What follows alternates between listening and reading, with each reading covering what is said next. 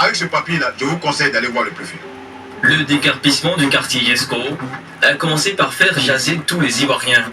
Au point où une rencontre à l'initiative du maire de la commune, Adama Bictogo, va urgemment se tenir. C'était le 1er février 2024. Autour de la table, Adama Bictogo, le nouveau gouverneur du district d'Abidjan, Sissi Bakongo, et un représentant des populations. Au sortir de cette rencontre, les choses semblaient être mises au clair quant au temps prolongé pour donner du temps aux populations et dans le même temps mettre en place une politique de recasement. Adama Bictogo au micro rassure les populations impactées.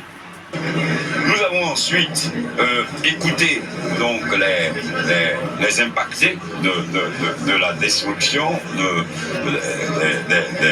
des maisons pour que nous puissions leur faire un retour. Pour ceux qu'on peut indemniser, on avisera, on appréciera, on analysera.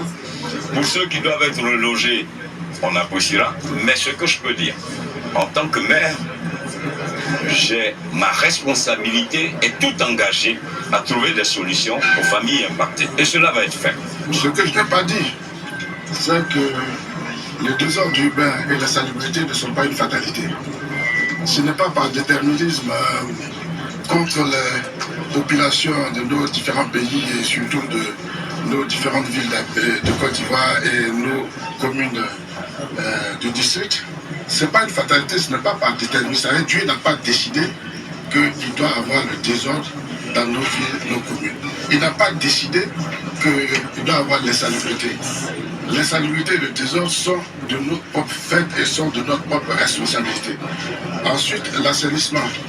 Vous comprenez très bien à quoi ça correspond, à quoi ça répond, à quels besoins ça répond.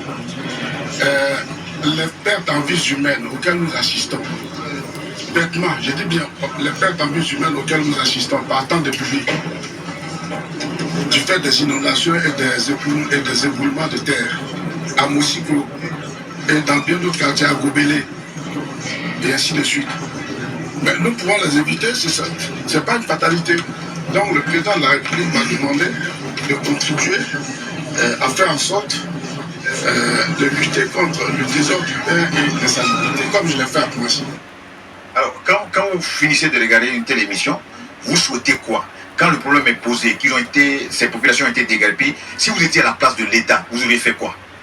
Si dans la place de l'État, franchement, il faut toujours informer pour que la population s'apprête à ce genre de situation, puisque tout le monde n'a pas les moyens. Il faut que la population s'apprête, voilà, pour pouvoir, avant de quitter